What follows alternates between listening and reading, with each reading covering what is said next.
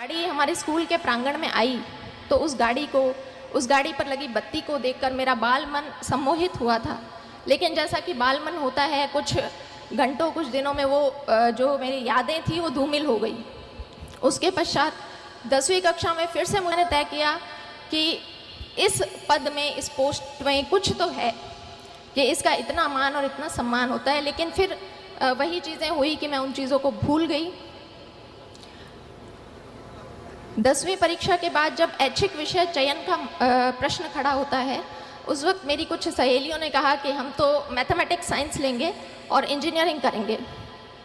उनकी बातें सुनकर मैं भी अपने घर गई और पारिवारिक मंच से मैंने भी ऐलान कर दिया कि मुझे इंजीनियर बनना है। उस वक्त बहुत सारे प्रश्न आए कि लड़की इंजीनियरिंग करके क्या करेगी, लड़की को इंजीनियरिंग करवाने का क्या फ़ायदा है। लेकिन वहाँ मैं धन्यवाद देना चाहूँगी अपने पिता को, जो ढाल बनकर मेरे सामने खड़े रहे और मेरे इस का पूरा उन्होंने सम्मान किया और मुझे इंजीनियरिंग की पढ़ाई पूरी करवाई।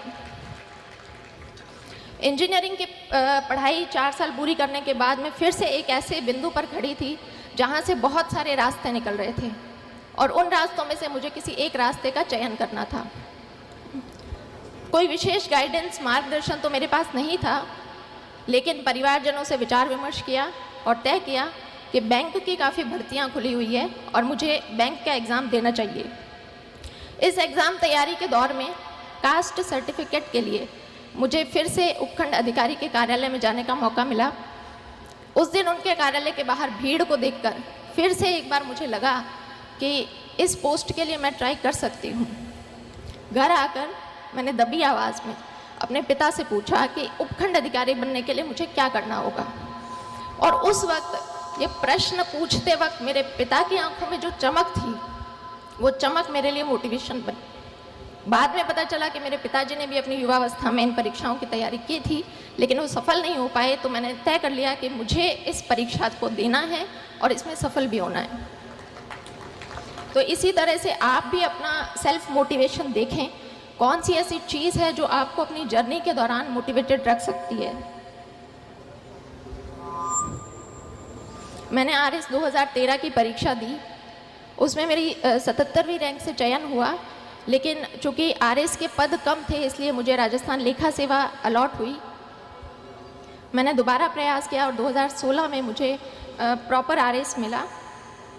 तो आज जब ये बच्चे किसी परीक्षा की तैयारी करने के लिए आए हैं, तो एक पैटर्न होता है कि हमारा एक समूह बनता है, हमारा एक ग्रुप बनता है। मैं आप सभी लोगों से अनुरोध करूंगी कि अपने उस ग्रुप का चयन बहुत सोच समझ कर करें। जब मैंने प्रारंभिक परीक्षा अपने घर से तैयारी करके पास की, मेंस के लिए मैं जयपुर गई। वहाँ पर शुरुआती दिनों में कुछ मेरे ऐसे दोस्त थे जिनका हर वक्त यही कहना होता था कि भर्ती तो सिर्फ 700 पदों पर निकली है, हमारा नंबर कहाँ आएगा। हमसे पहले भी बहुत से बच्चे हैं जो तैयारी कर रहे हैं, हमारा नंबर कहाँ आएगा। तो मैं भी उन शुरुआती दिनों में काफ़ी नेगेटिविटी से घिर गई थी। फिर मैंने तय किया कि जब परीक्षा तो देनी ही है, तो क्यों ना अपना समूह बदल लिया जाए। फिर मैंने 2 ऐसी लड़कियों का चुनाव किया जो मेरे ही बैकग्राउंड से थी। हमारा बस एक ही डिस्कशन रहता था कि भर्ती तो सैकड़ों पदों पर निकली है, हमें तो सिर्फ एक पद चाहिए। और आज हम तीनों लड़कियां आरएस अधिकारी हैं और वो जो ग्रुप जो नेगेटिविटी की बातें करते थे, वो आज भी आरएस की परीक्षा दे रहे हैं। इसलिए आप पॉजिटिविटी बनाकर रखें। मैं अपनी बात को कंक्लूड करना चाहूँगी कि यदि आपने सोच ही लिया है कि आपको रणभूमि में उतरने का आपने मानस बना ही लिया है, तो आपकी तैयारी ऐसी होनी चाहिए कि प्रश्न पत्र में किसी भी प्रकार की गुगली डाली जाए, आप नॉट आउट वहाँ पर डटे रहें। 4 बांस 24 गज अंगुल अष्ट प्रमाण, ता ऊपर सुल्तान है, मत चूके चौहान। जय हिंद, जय भारत।